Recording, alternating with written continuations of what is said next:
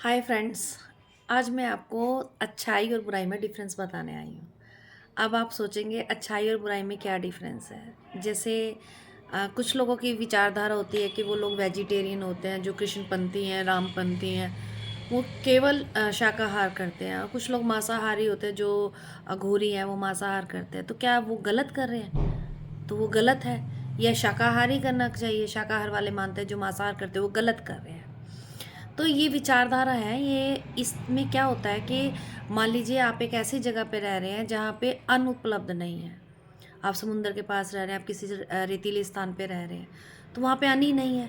तो आप क्या करेंगे? आपके पास ऑप्शन नहीं है खाने का। तो अगर आप मछली खा रहे हैं या आप उस जगह पे जहाँ पे सब्जी नहीं उग पा रही है, रेत है, तो वहाँ पे अगर आप मांसाहार कर रहे हैं तो वो गलत नहीं है। लेकिन जहाँ पे आपका शाकाहार उपलब्ध है और उसके बाद एक जीवित बकरे को आप काट के खा रहे हैं, तो वो गलत है। और गलत और अच्छाई और बुराई का संबंध आपके मन से भी है, आपके भाव से भी है। आपके भाव क्या कहते हैं? आप किस भाव से किस चीज़ को खा रहे हैं? आपकी भावना क्या है? आप किसी को हर्ट करने के उद्देश्य से तो नहीं खा रहे कोई चीज़। आप किसी को दुख तो नहीं पहुंचा रहे। अगर आप दुख पहुंचा के किसी को कोई चीज़ खा रहे हैं ना, आप किसी का हिस्सा खा रहे हैं, किसी की चीज़ छीन के खा रहे हैं, तो वो मांसाहार से भी ज़्यादा बड़ा पाप है।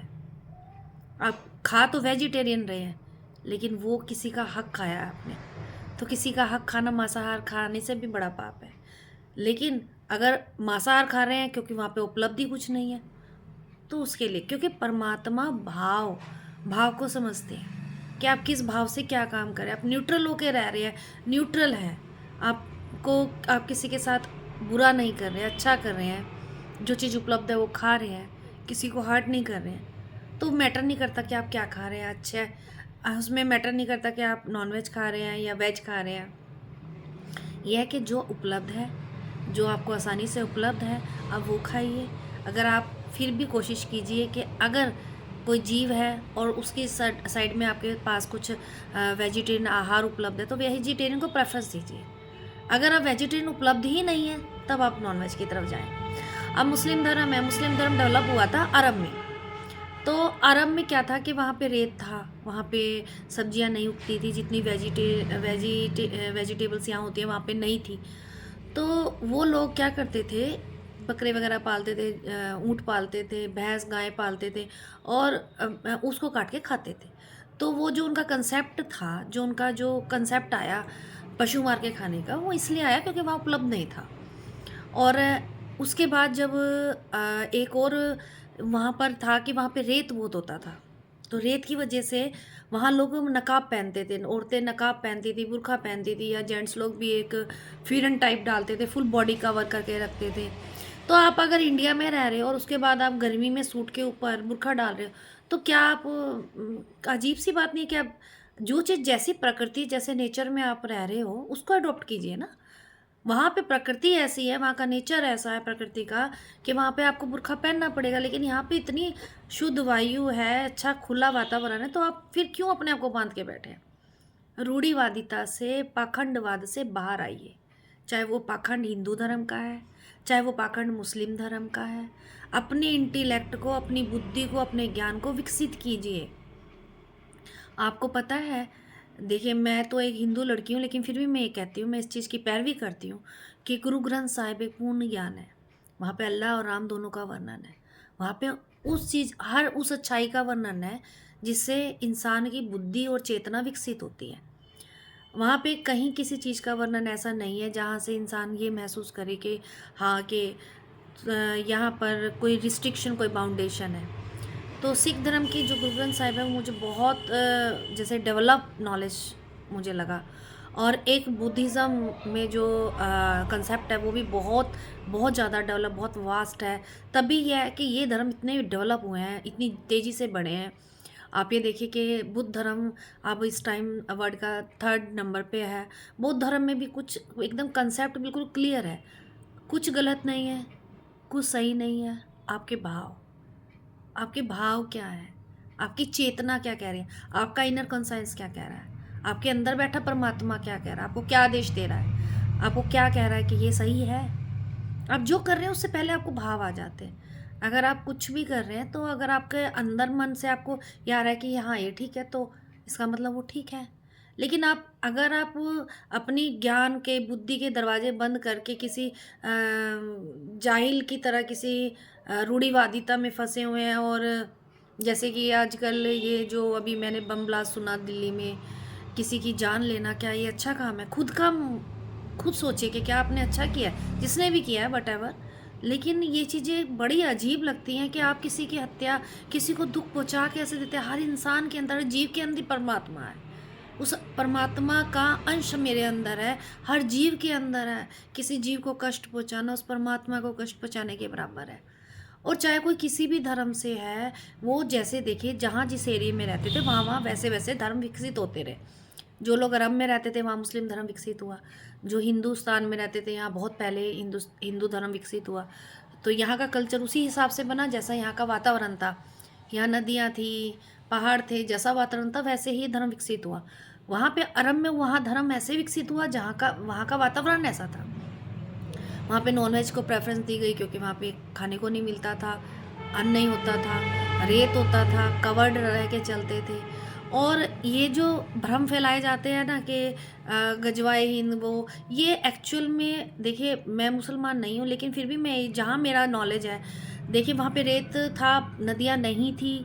और हमारे हिंदुस्तान में नदियों का जाल फैला हुआ है। आप नॉर्थ से ईस्ट तक जाएंगे या नॉर्थ से वेस्ट तक जाएंगे, कहीं भी जाएंगे आपको नदियाँ ही नदियाँ मिलेंगी। तो वहाँ पे वो लोग पानी के लिए तरसते थे और यहाँ पानी का भंडार था। तो वहाँ के जो नबी थे उस टाइम, वहाँ के किंग थे वो, जो उन्होंने तो एक मतलब ये कहा कि वहाँ पे हम जहाँ जो चीज़ हमारे पास कम हो, हम पड़ोसी के पास देखे हमारा मन लालच रहेगा कि हम इसको अडेप्ट करें। तो उनका कंसेप्ट ये था कि वहाँ पे जाओ या उस जगह को पर विजय प्राप्त करो, वहाँ पे बसो। तो ये चीज़ उनका जो कंसेप्ट था कि हिंद बहुत सुंदर है और हिंद पे विजय प्राप्त करो।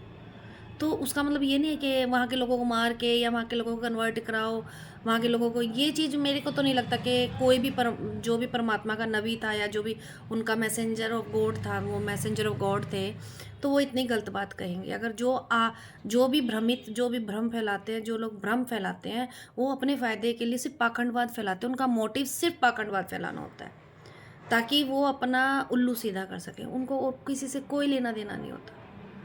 वो लोग, कुछ लोग होते हैं वो हर युग में, हर सदी में अलग अलग तरह के लोग आए, अच्छे और बुराई, अच्छाई बुराई हमेशा पनपती रही है। जितनी अच्छाई होती है उतनी बुराई भी पनपती है। हर शताब्दी में इस तरह के लोग आते रहते हैं जो धर्म को दूषित करते हैं, धर्म के नाम पे अपना रोजगार चलाते हैं, लोगों को भ्रमित करते हैं। पर मुझे नहीं लगता कि कोई भी मैसेंजर ऑफ गॉड या कोई भी किसी को कन्वर्जन के लिए कहेगा, किसी को मारने के लिए कहेगा, किसी को प्रेशराइज करने के लिए कहा। हाँ, ज़रूर ये हो सकता है कि कोई चीज़ खूबसूरत है तो उसे पाने की इच्छा रखते हैं। खूबसूरत है हिंदुस्तान, उसको पाने की इच्छा किसने नहीं की? अंग्रेज़ भी आके 200 साल राज करके गए, उनका भी सपना था हिंदुस्तान को पाना। हिंदुस्तान इतना खूबसूरत है, इतनी खूबसूरत कंट्री है, यहाँ पे इतने तरह के लोग हैं, इतनी अच्छी यहाँ के लोग हैं। यहाँ पे सनातन धर्म के लोग रहते थे, आर्य आए, कितने लोग आए बसे, और आज तक हिंदुस्तान के अस्तित्व कोई मिटा नहीं सका। ये इस देश की खूबसूरती है। और मुझे प्राउड है कि मैं एक हिंदुस्तानी हूँ, मैं एक हिंदू हूँ। और मुझे अच्छा लगता है कि हमारा एक सेकुलर देश है जहाँ पे हर धर्म के व्यक्ति को बोलने की, स्पीच देने की आज़ादी है, फ्रीडम टू स्पीच। तो हम जो कह रहे हैं ये हमारे देश ने, हमारे सरकार ने, हमारे संविधान ने हमें राइट दिए हैं। हम संविधान के अंडर रह रहे हैं। हम किसी किताब को के अंडर नहीं हमारा देश का कानून चलता। चाहे वो मनु संहिता है, चाहे वो कुरान है, मैं सबको इक्वल रखती हूँ। मैं सबको कहती हूँ कि देखिए अच्छाई सब में है। उस टाइम के कंसेप्ट के हिसाब से वो चीज़ें बनी थी। अब मनु संहिता में कास्टिज़्म बनी, वो उस टाइम का कंसेप्ट था, उस टाइम रिक्वायरमेंट थी, उन लोगों ने डाली। उन्हें लगा कि इस जाति के लोग इस जाति को सेवा करेंगे, इस जाति के लोग, तो वो कंसेप्ट बना। लेकिन बाद में उस कंसेप्ट का वजूद ख़त्म हो गया। अंग्रेज़ों के आने के बाद वो वजूद ख़त्म हो गया। इसी तरह कुरान की आयतों में भी कुछ कंसेप्ट उस टाइम के अकॉर्डिंग थे, क्योंकि समय चेंज हो चुका है। अब वो समय नहीं है, बदलाव आ गया है। तो बदलाव हर चीज़ में होना चाहिए, बदलाव अच्छा होता है। पाखंडवाद ख़त्म कीजिए और देश के तरक्की में योगदान दीजिए। और प्लीज़ अच्छे बनिए, बुराई की तरफ मत जाइए। आप कुछ भी कर रहे हैं, आपकी भावना अच्छी होनी चाहिए। आप किसी को हर्ट मत कीजिए, किसी को दुःख मत दीजिए, किसी का नुकसान मत कीजिए, क्योंकि परमात्मा ने इंसान को बड़ी, देखिए सारी योनियाँ भुगतने के लिए आती हैं। जानवर बनते सब भुगतने के लिए आते हैं। सिर्फ़ एक मानव जन्म है, इंसान का जन्म है, जो अपने कर्मों द्वारा, अपने बिहेवियर द्वारा उस परमात्मा को पा सकता है, और उसको परमात्मा को पाने का तरीका यही है कि सबका भला कीजिए।